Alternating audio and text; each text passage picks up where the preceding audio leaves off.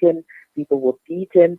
And the thing is, Bangladesh has been in talks with the UN, and humanitarian organizations have been complaining now, for the past 2 years, saying this island is not ready. There's no independent assessment. Everything is being said only by the Bangladeshi government. Let us onto the island. Let us see what's going on. Just 20 years ago, the island didn't even exist. It's been on 2 cyclone paths. It's far away from the mainland. Let us just go and see if it's okay, because why is it that Bangladeshis themselves don't even live on that island? Mm. Now, obviously, huge question marks are raised about the conditions, and as you mentioned, that it didn't exist quite a while back.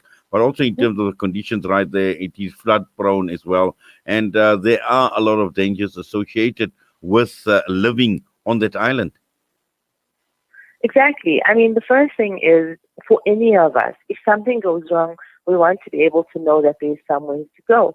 On an island that can only be reached by boat, right? Firstly, that becomes very difficult. There's no proper connection with the outside world from the island.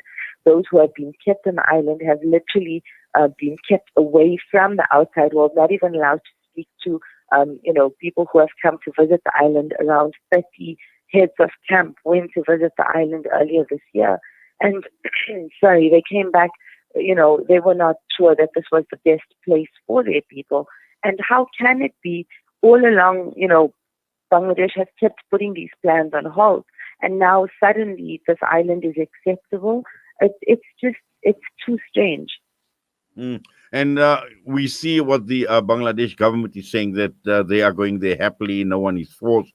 And the government is saying they've taken all measures to deal with disasters, and also trying to make life as comfortable as possible for these refugees on the island. The thing is, people have survived genocide, a million of them. They came fleeing into your country, and now you want to further isolate them. It's bad enough that you want to put a fence around the camps, the mega camps in Cox's Bazar.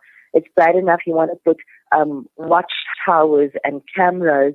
You don't allow them out to seek work. You don't let them fend for themselves or properly, join the schooling system. Now you want to take them from that space, and you want to take them, for 100,000 of them, and totally isolate them from the bigger group. I'm not sure this is the best way, to treat genocide survivors to begin with. Mm. Now, we see the United Nations obviously issue a statement as well, Shabnam, and they say that, obviously they have limited information, so they don't even have the complete picture as far as these relocations are concerned, and also in terms of how well prepared the Bangladesh government is in dealing with the situation. Various organizations have actually been writing over the past 2 years or so that this project has been on the table, saying don't and saying stop this. But also the Bangladeshi government keeps pushing this idea on the table, or that the UN can come on a site visit. Why are they doing that? Like, if you have nothing to hide, and we've spoken about this before, independent observers are not a threat to you. Let them in. Whether it's Myanmar, whether it's Kashmir, whether it's the Basan Char Island, if you're not doing anything wrong and you have nothing to hide, by all means, let international observers come on. Let them do the independent assessment. And from there, people will carry on, because they'll say, okay, it's been seen by the UN. They agree this is a good idea. But at this stage, the Bangladeshi government puts the idea out. They're the only one that checks out the island, and they're the only ones that decide to force people to go there. So, I guess it's reasonable for all of us to be really suspicious about this. Yes. Now, Shabnam, we know that, obviously over a million are in Bangladesh at this point in time. Mm-hmm. And as you mentioned, there are limitations on the island up to 100,000 only. What other options are there? Are there any other alternatives? We've discussed this before. The reality is that people have a right to go home, and the Rohingya should have a repatriation, a safe, dignified, protected return home with their rights to citizenship, with all the rights that they deserve. They've been there for 800 years. They can't just pretend they don't exist.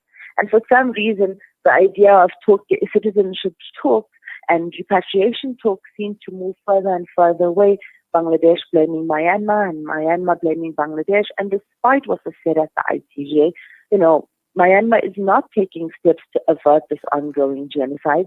And even, and this is a huge problem because we must remember that currently there are still around 600,000 Rohingya who live in Myanmar and they're having the worst possible time. And so if this is how you're treating the people living there, then what hope is there for repatriation? They're destroying land, building official buildings on it. They're making it more and more impossible to link those Rohingya who have left back to the land there in the first place. And this is totally in violation of the order against them taken at the world's highest court. And so I think the biggest thing that needs to happen now is pressure from all of us.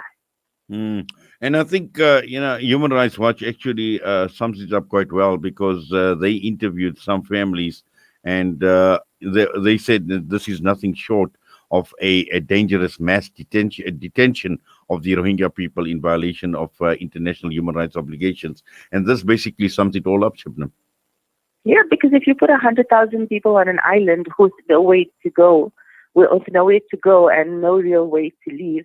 And they say that they've put up a 3-meter, like a sandbank, to stop like cyclones and things like that. But how useful is that? Again, we have to see the assessment, and they're not making that available, and they're not allowing international observers to come and check. So the plan is just not a workable one for the Rohingya, definitely not at this stage. Well, Shabnam, as always, Jazakallah, we say shukran to you for your time with us here on Salam Media. We wish you all the best, inshallah. Thank you very much. Assalamu alaikum. Wa alaikum salam wa rahmatullahi wa barakatuh. Advocate Shabnam Mayet, human rights activist and organizer of Protect the Rohingya this morning against the Rohingya who are now obviously being forced to move to this island. And we just heard about the dangers associated with people, the Rohingya refugees going on the island. Osman's Taj Mahal Spice and Rice. For over 80 years, Osman's Taj Mahal